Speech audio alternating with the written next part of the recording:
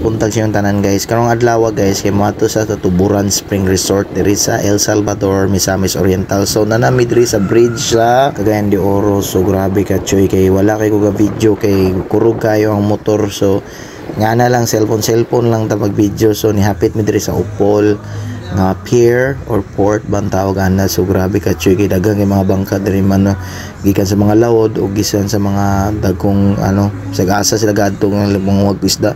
So nanami sa Lagoon Cold Spring Resort. So mini vlog lang ni guys kay grabe ka kapoy magsig vlog oy dili ay nya wagapoy ka palo paita. So mo ni lang Tuburan, grabe gamay lang ni siya nga pool pero grabe katubod ang ilalom ng tubig nga narang gitawag nila Lagoon Plum Plaza. So naray ng mga Christmas light sa December.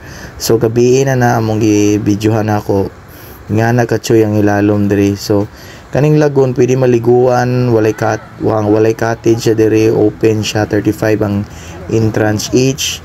So murang lagoon no, grabe ka choy, daghan nga ligo, bawal ang pagkaon sa sulod. So sa gawas na mga mag-inom unsa badra kay bawal din na yang katunga dia nandapit dia dapita kay mga fish pan.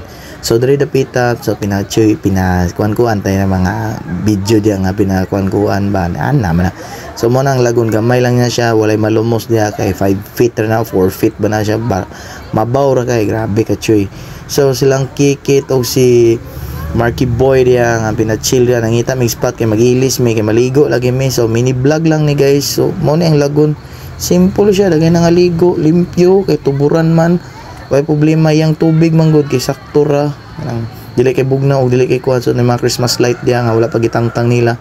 So mo ni ang surrounding nila daghang Christmas light o view tsada siya 35 lang, gwapo na, okay na kayo niya.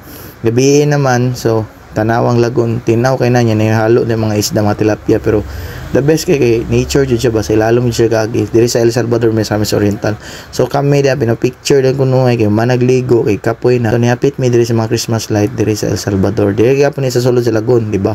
Ana man na sa kanang Christmas light sa sulod gada kay tanawon yan ni nangaligo dia nagilis o guban pa. Diyo lang ni guys. So mura jud na ako ma-vlog karong adlaw. So tsada siya diri kay more lights and more picture taking. So mo na pauli na mi guys, grabe nakakapoy og ikan po may naigipanglakaw po ba nihapit lang po mi sa lagoon kay para malapot ay vlog ko no. So follow more guys, salamat kay guys, tsada kayo sa Diong Highway, thank you.